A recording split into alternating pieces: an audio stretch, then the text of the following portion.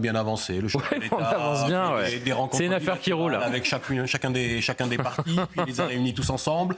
Puis M. Bayrou a fait des rencontres bilatérales avec chacun des partis, puis il les réunit demain à nouveau. On va voir la tous lettre dans ensemble. un instant. Là, il nous propose une forme de tripartition. Vous savez, on nous a imposé depuis 2017 le principe de la tripartition de l'espace politique. Là, il fait une tripartition au sein de l'espace et du bloc central. Donc finalement, on sait qu'il est assis sur le bloc et finalement sur le groupe parlementaire le plus résiduel qui ait jamais existé dans la Ve République, puisqu'il a 36 députés à lui. Il ne faudrait pas que le gouvernement qu'il finisse par nommer soit le gouvernement des résidus eux-mêmes. Mais il y a quand même quelque chose là-dedans qui doit nous alerter, c'est que la situation de blocage, on voit bien qu'elle est structurelle.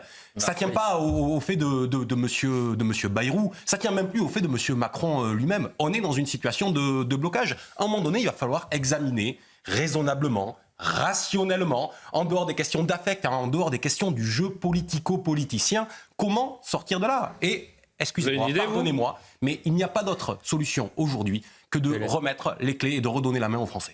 Donc vous et si j'ai bien compris entre les lignes, vous parlez d'une démission du chef de l'État qui serait l'unique solution.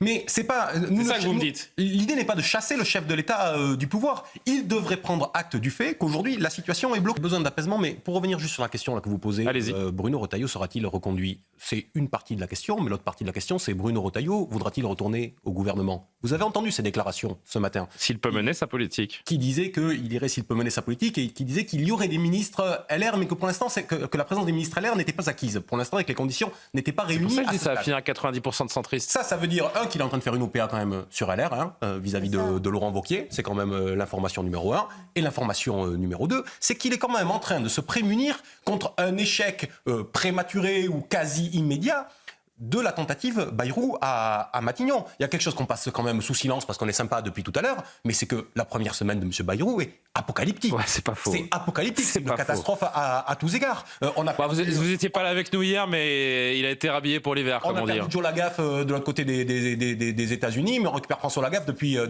une semaine. Donc je suis pas sûr, moi, que M. Bayrou soit même en capacité d'aller jusqu'à la nomination de son gouvernement aujourd'hui, au rythme où vont les choses et au rythme parallèle des blocages politiques.